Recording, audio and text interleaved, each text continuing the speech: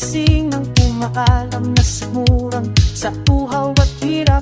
Para sa anak nagising ng ulila lumalap.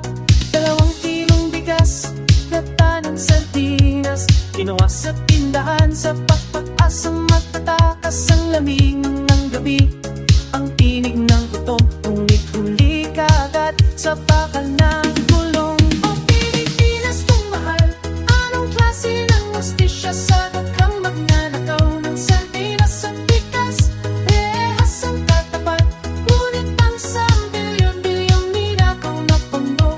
Tinatawag na honorable, may limpak na boto, may buhay na masarap sa matanak na mata. Sino ba ang tunay na nagkasala? Ang buto na nanahas o uhaw sa kapangyarihan at pera.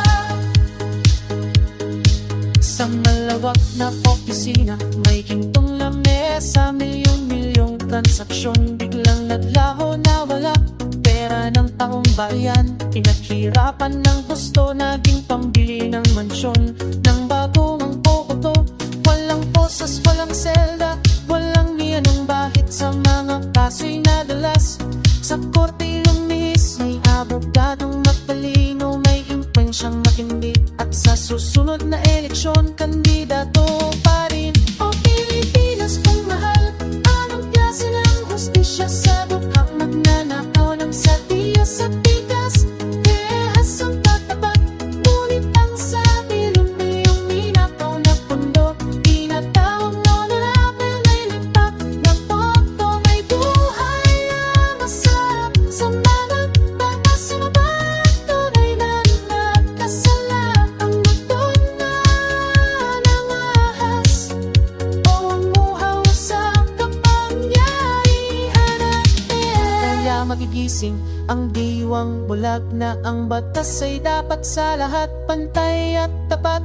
Hindi para sa mayaman, hindi para sa may pwesto, kundi para sa bawat Pilipino, bata man o matanda, mayaman o pobre, walang piling, walang pabor. Pagkat ang tunay na krimen di lang sa tiyan nagmumula, kundi sa puso't isipang walang awa, walang pusa.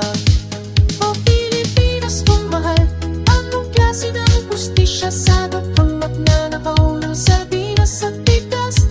Rehas ang tatapat, ngunit ang sa bilyon-bilyong ninakaw na pondo. Tinatawag na honorable, may limpak na boto, may buhay na masarap sa mga bata. Sino ba ang tunay na nagkakasala?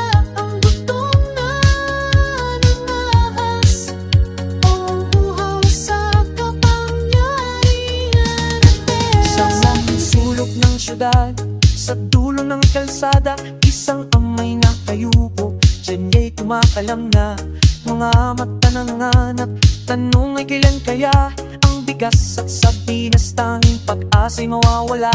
Isang supot na kinuha sa tindahan na pilit, para may laman kahit pa nga ipagpilit. Lumumukot na silayan, isang saglit na ginhawa, pero posas ang sumunod, rehas ang sumalubong sa kanya. Dito sa Pilipinas, ang batas ay may pinipili. Sa malit na magnanakaw, kulungan iuwian, walang sandali. Ngunit sa bilyon-bilyong pondo, nagdala ko kinulumbat. Sila pa'y nakangiti, sa pwesto'y nakakaupo.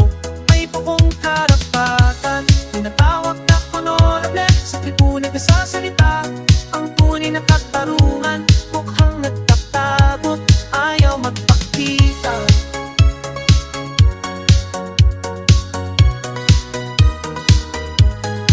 Sa marmol na opisina, malawak ang bawat sala.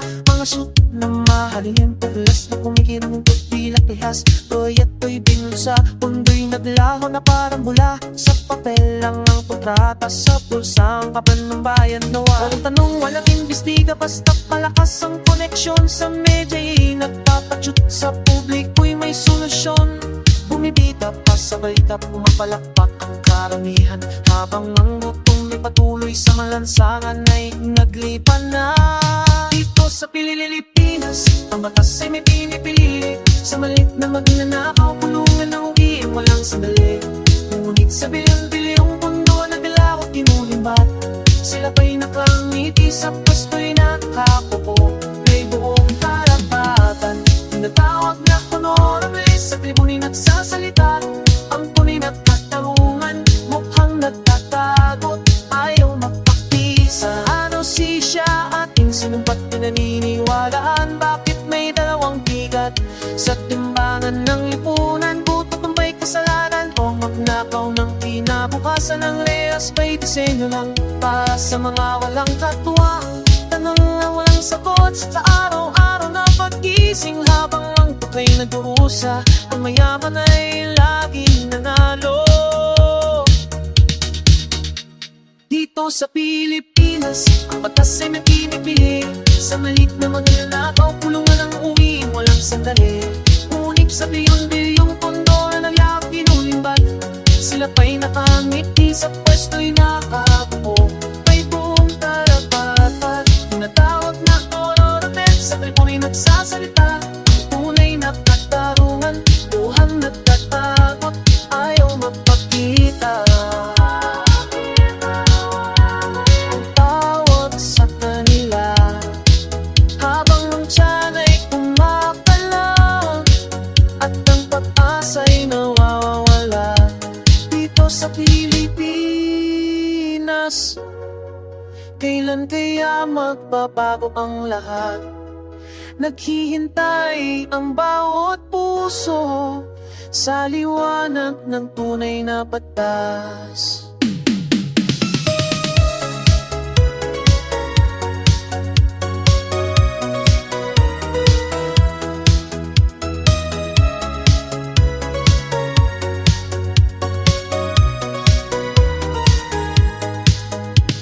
Sa silo ng gabing payapa, kumakalamang iyong sikmura.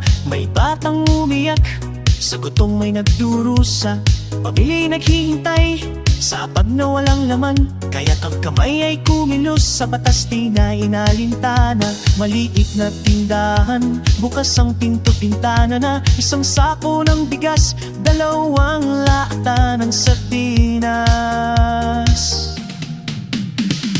Dito sa Pilipinas, lupang sinilangan, ang nanakaw ng bigas at sardinas, diretsong kulungan. Nakaposas na kayuko, pitpit ang kahiyan, ngunit ang lumustay ng bilyong-bilyon sa taba ng bayan ay nasa mansyon pa rin, tinatawag na honorable. Kagalang-galang sa telebisyon, nakangiti, walang kaba.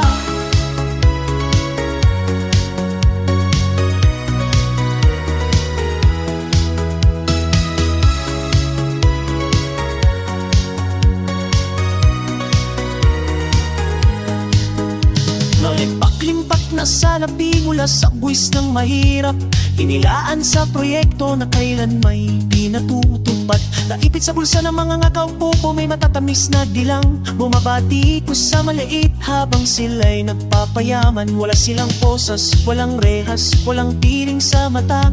Ang hustisya ay bulag pero sadyang pumipili ng makikita. Dito sa Pilipinas, lupang sinilangan, ang nagnakaw ng bigas at sardinas, diretsong kulungan. Nakaposas na kayuko, pitpit ang kahiyan, ngunit ang lumustay ng bilyon-bilyon sa kaba ng bayan ay nasa mansyon pa rin, tinatawag na honorable. Kagalang-galang sa telebisyon, nakangiti, walang kaba.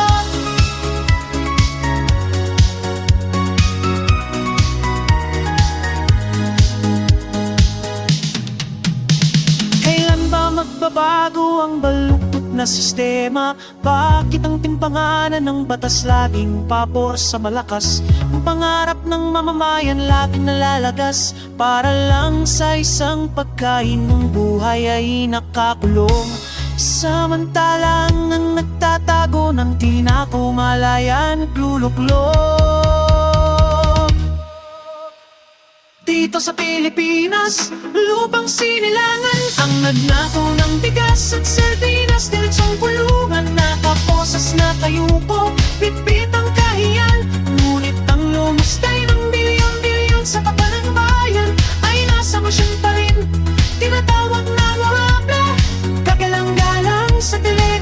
nakangiti, walang kaba.